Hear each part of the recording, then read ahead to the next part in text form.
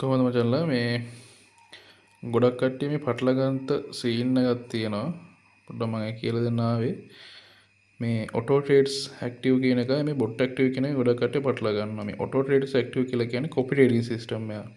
ඒක ඔයා ක්ලික් කරලා ඔටෝ ට්‍රේඩ්ස් ඇක්ටිව් කියන අයිකන් එක ක්ලික් කරාම ඔයාට API secret key enter කරන්න එනවා. ඊට පස්සේ ඒක එන්ටර් කරලා ලොග් වුණාම ඔයා ඔටෝමැටිකලි ඒ කොපි ට්‍රේඩින් සිස්ටම් එකට ඇඩ් වෙනවා.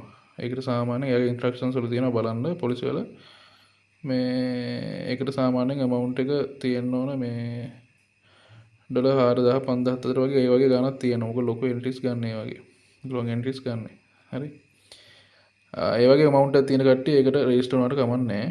මේ බොට් ට්‍රේඩින් කරන කට්ටිය මේ 350 ගත්ත කට්ටිය මේ බොට් ඇක්ටිව් කියන එක සහ VIP බොට් ඇක්ටිව් කියන එක යූස් කරන්න මේ 850 ගත්ත කට්ටිය 850 ගත්ත කට්ටිය මේ ඔක්කොම ඇක්ටිව් වෙනවා.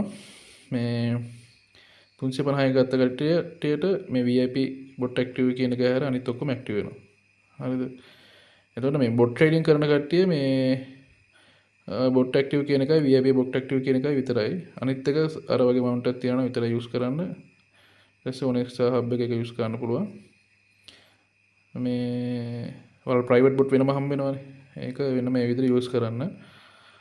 මේ මේක නෝමල් බොට්නේ. එතකොට මේක තමයි මේ තමයි බොට්ස්ලා. හරිද? මේ විදිහට. එතකොට මේකේ තමයි VIP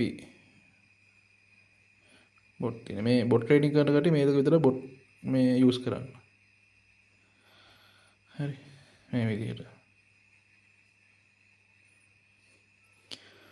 ඒ විදිහට තමයි සීන් එක වෙන්නේ. තව නොතේරුම් තැනක් තියෙනවා මේක තේරුම් නැත්නම් මෙසේජ් එකක් දාන්න මම කියලා දෙන්නම්.